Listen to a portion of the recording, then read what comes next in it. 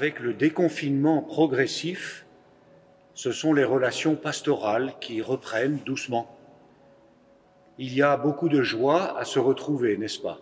Je l'ai constaté sur les visages des prêtres et des fidèles lors des 2 messes en voiture qui ont rassemblé beaucoup de monde ces derniers dimanches au Capitole. La solitude et l'isolement pendant 70 jours ont provoqué bien des détresses, des prises de distance.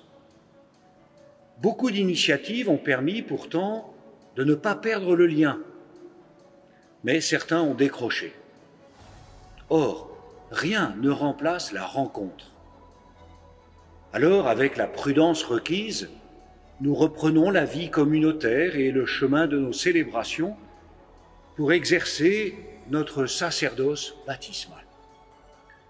La relation entre le pasteur et les brebis demeure le modèle biblique de la relation entre le prêtre et les fidèles, au service desquels il est envoyé en mission. Le mois de juin nous permet de nous réjouir ensemble du ministère des prêtres. Beaucoup célèbrent leur anniversaire d'ordination. Et parmi eux, certains fêtent un jubilé. Nous nous rassemblerons à la cathédrale le 29 juin pour rendre grâce à l'occasion de la fête des saints apôtres Pierre et Paul. Sans oublier, bien sûr, de prier pour les 9 prêtres décédés depuis 1 an. Quelques nominations sont publiées ce mois-ci, faisant apparaître des équipes de prêtres in solidum, prenant en charge progressivement les différentes paroisses d'un même espace missionnaire. C'est un défi que quelques prêtres relèvent avec confiance pour adapter l'exercice du ministère à la réalité d'aujourd'hui et de demain.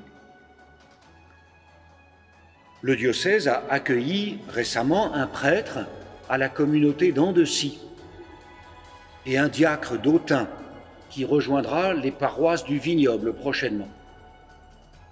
2 diacres de la communauté Saint-Martin vont arriver à Châlons cet été. Un jeune homme achève son année de discernement à la maison Saint-François de Sales, à Paray-le-Monial, et un autre va y entrer en septembre prochain. Tous 2 sont d'Épernay.